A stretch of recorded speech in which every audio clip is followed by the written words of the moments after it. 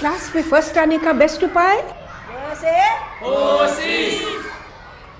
Hello मेरे class 11 के दोस्तों, आपके हिस्ट्री के सिलेबस में हमने तो विश्व परिक्रमा कर ली, ग्लोबल ट्रैवल कर लिया। शुरू किया था सुमेर से, वहाँ से चले गए रोमन सिविलाइजेशन, वहाँ से चले गए अरबी साम्राज्य, वहाँ से यायावर, फिर पश्चिम यूरोप के देश, वहाँ से साउथ अमेरिका, फिर अफ्रीका, फिर ऑस्ट्रेलिया करते हुए हम एशिया के पूर्वी छोर पे आ गए हैं। हमारे वीडियो नंबर 1 में हमने बताया था आपको जापान के बारे में, नंबर 2 में चाइना के बारे में, और आज हम देखेंगे ताइवान और कोरिया। और हमारा थीम क्या है? Path to modernisation. ये जो देश थे, इतने पुरातन देश थे, ये कैसे आधुनिकरण किया इन्होंने कि विश्व के आज ये एक अग्रसर आधुनिक देश माने जाते हैं। तो शुरू करते हैं ताइवान की कहानी से। देखो मैप पे ताइवान कहाँ पे लोकेटेड है, देख रहे हो इसको? 1894 में जब चीन और जापान का युद्ध हुआ, उसमें जापान जीत गया, तो चीन ने जापान को ताइवान सौंप दिया। ये यहाँ जापानीज उपनिवेश बन गया था। 1943 और 1949 में 2 कॉन्फ्रेंस हुए, एक हुआ कायरो में और एक हुआ पोट्सडैम जर्मनी में। इन दोनों के कॉन्फ्रेंस में चीन ने रिप्रेजेंटेशन किया, जिसकी वजह से ये ताइवान चीन को वापस मिल गया। ये पिक्चर्स देखो, आप देख रहे हो चीन के जनरल चियांग काई शेक बैठे हुए हैं दोनों पिक्चर्स में। पिछले वीडियो में हमने ये भी देखा था कि 1949 में कुओमिंगतांग हार गई और पीपल्स पार्टी ऑफ चाइना ने वहाँ चाइनीज़ गणतंत्र का स्थापना की। माओ सेतुंग की जीत हुई और चियांग काई शेक की हार हुई। तो जनरल चियांग काई शेक ने क्या किया कि वो कोई 30 करोड़ अमेरिकन डॉलर और बेशुमार सुंदर सुंदर मूर्तियाँ, पेंटिंग्स वगैरह को लेकर वो चाइना से भागकर ताइवान पहुँचे। अब उनको 30 करोड़ अमेरिकन डॉलर कहाँ से मिल गए? ये पैसे अमेरिका ने उनको दिया था कि आप कम्युनिस्ट पार्टी को दबा के रखो, पर वो तो कर नहीं पाए। तो जो पैसे बचे थे उनको लेकर वो सीधा ताइवान आ गए। ताइवान आते ही उन्होंने क्या किया कि स्थानीय लोगों को सत्ता से निकाल दिया और वहाँ पे उन्होंने चीनी गणतंत्र की स्थापना की। नाम में तो था गणतंत्र, पर एक्चुअली था मिलिट्री रूल।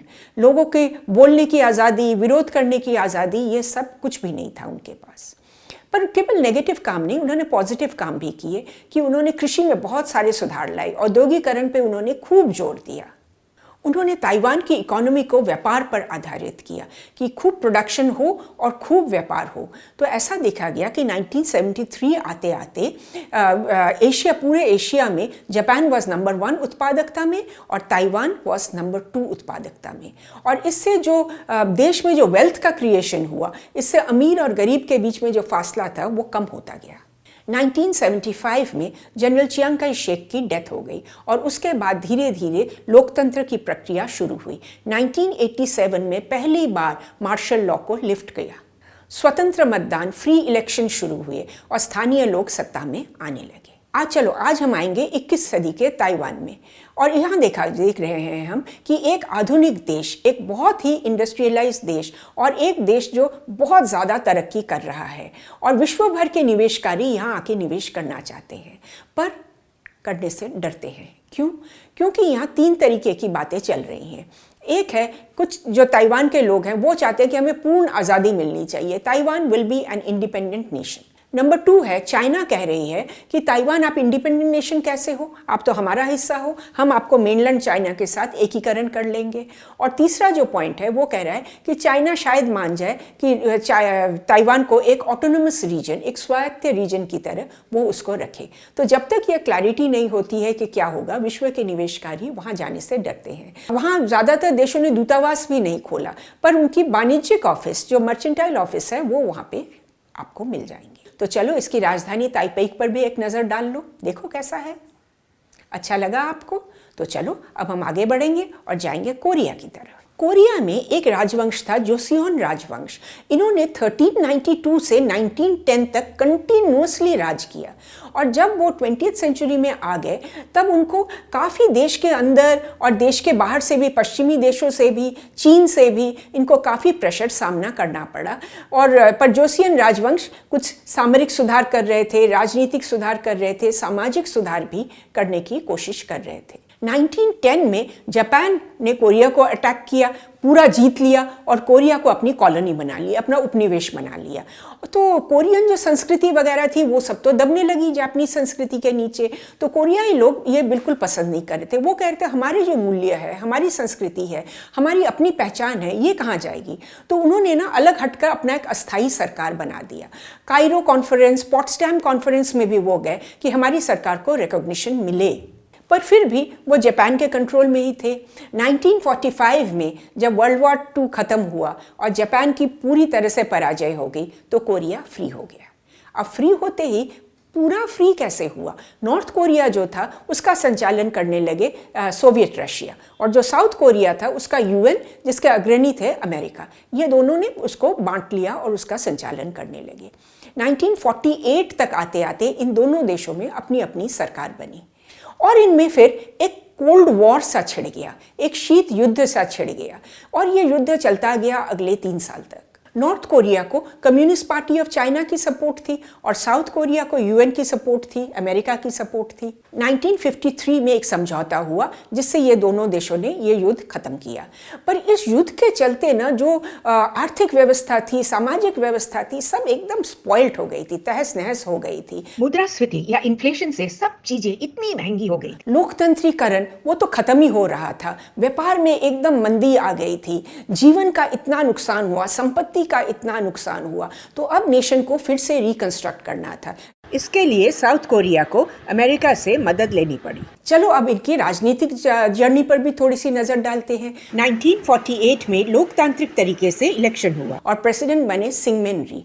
प्रेसिडेंट तो बने थे लोकतांत्रिक तरीके से, पर फिर उन्होंने क्या किया, वो दो बार अपनी प्रेसिडेंटशिप को वो बढ़ाते गए। 1960 तक तो लोग इतने तंग आ गए थे उनसे, उनके अगेंस्ट में इतना विद्रोह हुआ कि उनको अपना रेजिग्नेशन देना पड़ा। और ये समय था, बड़ा उथल पुथल हो रहा था देश में, कई सुधारवादी पार्टीज आ गई थी, सब अपना अपना एजेंडा रख रहे थे। तो आर्मी को ये बात बिल्कुल पसंद नहीं आई। 1961 में आर्मी के जो लीडर थे जनरल पार्क चुंग ही, इन्होंने तो डेमोक्रेसी को उठाकर उखाड़ फेंका और सबके ऊपर मार्शल लॉ लगा दिया। कुछ 2 साल तो मार्शल लॉ चला। 1963 पे इन्होंने इलेक्शंस किए और इलेक्शन में जनरल पार्क चुंग ही चुनकर प्रेसिडेंट बने। जनरल पार्क ने औद्योगिकरण पर खूब जोर दिया, बड़ी तीव्र गति से औद्योगिकरण उन्होंने करवाया।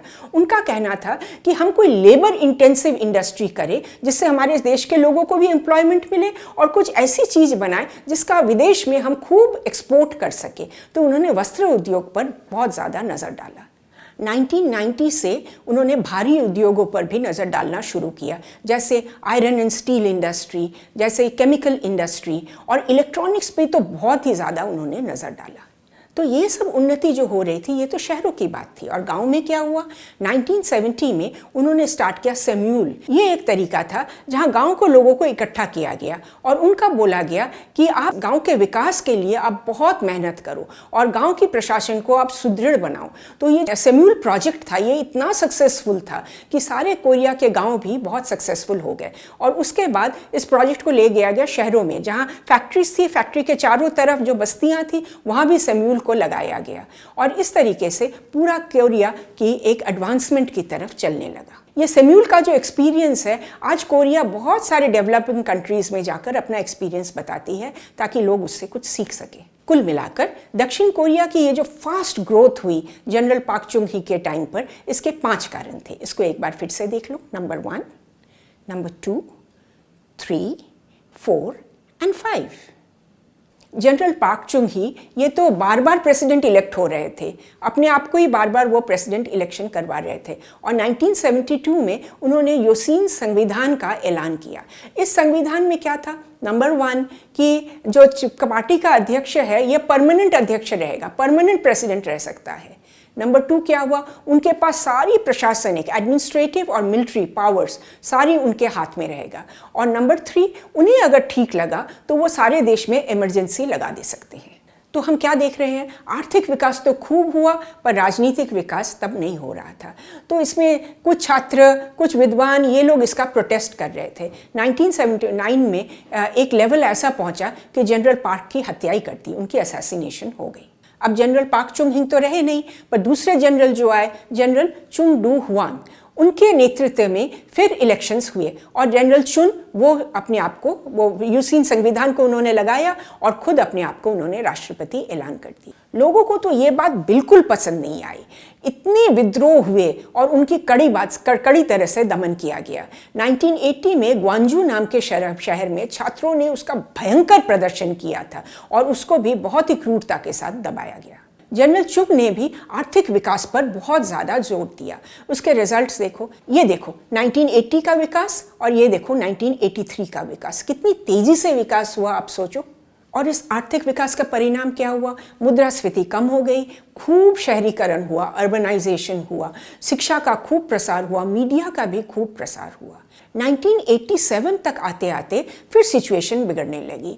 उस वक्त छात्रों पे जो अत्याचार हुआ था, इन सब की कहानियां बाहर आने लगी और इस सब के बाद पूरी देश भड़क उठी। तो इस बार केवल छात्र ही नहीं, जो मिडिल क्लास के लोग थे वो भी बहुत ज़्यादा भड़क उठे। फाइनली जनरल चुन को कुछ चेंजेस लानी पड़ी और उनको फ्री इलेक्शंस बुलाने पड़े। 1989 में इलेक्शंस हुए और उस फ्री इलेक्शन में जनरल चुन के पार्टी के ही एक और थे, जनरल रो, वो चुनकर राष्ट्रपति बन के आए।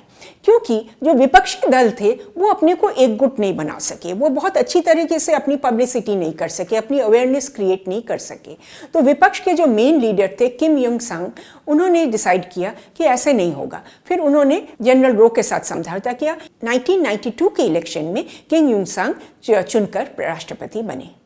राष्ट्रपति किम के अंडर में एक नया अध्याय शुरू हुआ, एक नया प्रशासन शुरू हुआ। आर्थिक प्रगति पर तो उन्होंने भी बहुत ज़्यादा जोर दिया और उन्होंने किया कि हमें ज्वाइन करना है OECD, organisation of economic cooperation and development. क्यों जुड़ना है? क्योंकि विश्व बाजार के साथ हम जुड़ना चाहते हैं और विश्व बाजार में हम बहुत प्रतिस्पर्धी बनना चाहते हैं। ये समय था जब कोरियन ब्रांड्स एकदम विश्व बाजार पर ऐसे उभरे, सब लोग इनके बारे में जानने लगे। कुछ कोरियन ब्रांड्स देखो तो सब कुछ ठीक ठाक ही चल रहा था, पर उस वक्त कुछ करप्शन की वजह से और कुछ व्यवसायियों के गलत डिसीजन की वजह से विदेशी मुद्रा संकट का सामना करना पड़ा।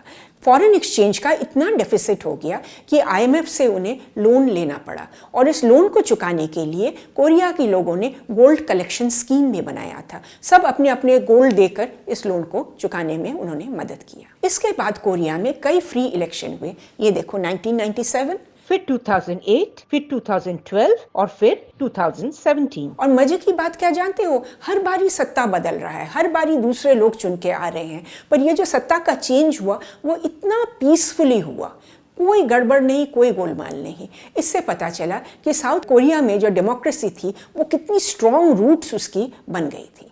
तो इस तरह से साउथ कोरिया आज विश्व में एक बहुत प्रोमिनेंट एडवांस नेशन बन चुका। शुरू हुई थी कहाँ और पहुँचे कहाँ? इसके पीछे थी वहाँ के लोगों की शक्ति, परिश्रम करने की शक्ति, उनकी बुद्धि लगाया उन्होंने और उनकी देशभक्ति। तो बच्चों, ये रहा आपका सारांश। हिस्ट्री को कहानी की तरह पढ़ोगे तो आपको बिल्कुल याद रहेगा। रट्टा मत मारना, पहले वीडियो देख लो फिर चैप्टर को पढ़ो। पूरा चैप्टर 5 मिनट में क्लियर हो जाएगा। अपने शब्दों में आंसर लिखना, बढ़िया नंबर आपको मिलने वाले हैं।